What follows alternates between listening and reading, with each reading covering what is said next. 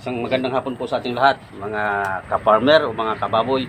Dahil nga kahapon is na pabinta po natin ng 4 na baboy at nakabili rin po tayo ng ng 6 na pirasong biik. Ayan. Yan po sila. Ayan. Tig 3 po ang isa yan. 6 na piraso na bili ko kahapon. Hindi wala pa po sana na sa tamang edad ang baboy ko kahapon. Bininta ko lang dahil ito po ang hinabol ko, ang 6 na to. Kasi baka ibibenta nila sa iba.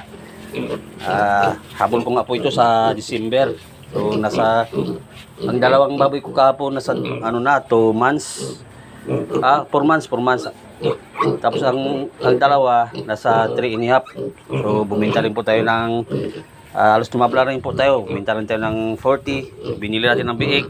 Ang iba pinapipuripir natin para sa mga gamot nila o sa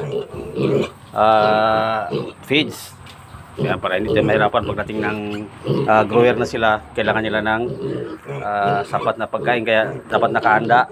Kaya yung sobra po na pira para na ibinili sa kanila, yan, piniprepare po natin yun para sa pag-grower nila, kasi mas matakaw sila kumain pag 2 months above.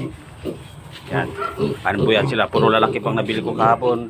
Yan, nakabitan ko na rin po ng pitrinker. Ayun po, nagpa-practice na po sila mag-sip-sip dyan sa tubigan. Ayun po yung drum na kinabi ko kahapon. So silagyan po natin ng PVC yan, papunta dito sa mga pitrinker nila. Ayan. So ang isa mataas, ayan. Isa naman ay mababa.